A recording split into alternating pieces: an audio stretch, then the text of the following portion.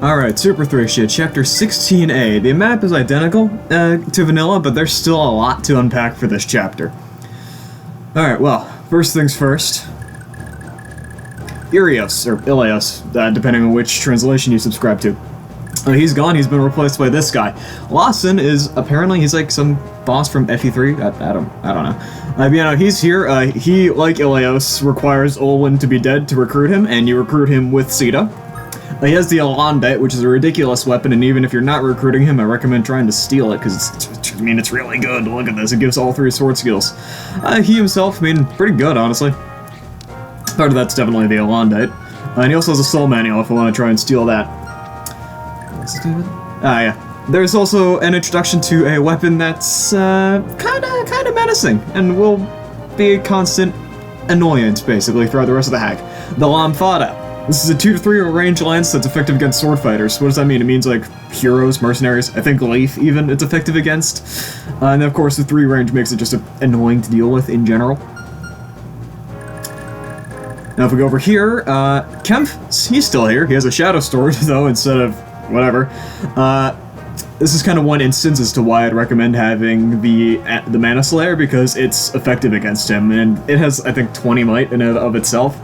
So, triple effective, attack cut in half, that's 30 attack right there, plus like half of your unit's strength, so that'll still deal substantial damage. And joining him once again are the 3 Mage Legions with Cat Magic in Chapter 16. Oh boy. Now the last notable enemy change is the boss. It's no longer, I don't even remember his name, it's like, she's like shared portraits like 3 other guys, but it's Carrion, basically. Yeah, I don't know the context, so probably wouldn't know the context if there is a story translation, but there isn't, so whatever. But yeah, no, he's the boss. He's fairly dangerous. You can steal the Master Seal and Master Crown if you train Stealth up a little bit. Because Stealth's base speed is 27 if memory serves, so you need to get a couple of levels for that before you could get these. And he's mounted, so you can't really capture him anyway. Master Lance is whatever. The Iron Maiden, though, this is an interesting weapon in that it's like the the Mana Slayer, except it's a lance, it's 2 range, and you can't steal it because it's 25 weight. This, like the Lamfada, is going to be pretty common through the remainder of the game. Alright, I can't really show anything else immediately, so just going to do this real quick. Reinforcements in this chapter are substantially different comparatively to Vanilla. There's still a bunch of reinforcements on turn 20 and some other reinforcements up until that point, but the first wave of reinforcements is turn 5, and I'll talk about that there, because I'm going to wait until turn 5 and then I'm going to save state to show the turn 20 reinforcements. But before then, Shroff, he's still here. You know, he didn't get replaced, somehow. Yeah, he's a pre-promo, though, which is pretty nice, and he comes with a sleep staff. It's only 1 use, but it's still a sleep staff, and that's worth having, if only for next chapter. I mentioned in Chapter 19 that Amalda and Misha are swapped, and that includes the recruitment conditions. You need to sleep Amalda, and this is the best way to do it. He's also pre-promoted, which was a weird change in my opinion, but whatever. He's still good. He's still a staff pod. There's not much more to say about it. Alright, should be turning like 3 or 4. Oh.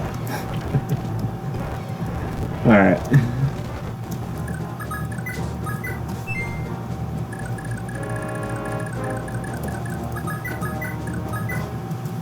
Alright, it's turn 4, so 1 more turn, and then I'll show the reinforcements. Yeah, turn 5. Yeah.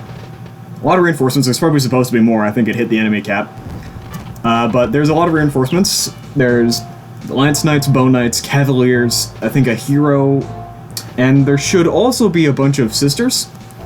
Most notably are the Lance Knights and the Sisters, because the Lance Knights, they come with some of them, at least in later waves, because there's 3 waves of these reinforcements on turn 5, 12, and 15. At least some of the later Lance Knights also have Lamfadas. There you go, this guy's a Lamfada, so some of them have Lamfadas. And the Sisters that show up actually come with Fenriers as well.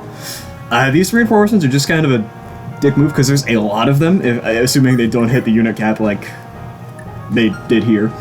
There's just a whole lot of them, and that's a pain to deal with, especially since it's Thracia, they're ambush reinforcements. You can have like your units be right here, and then everything spawns and just kind of beat you up. But yeah, 3 waves of those turn 5, 12, and 15. And then lastly, turn 20 instead of Conamore and his gang.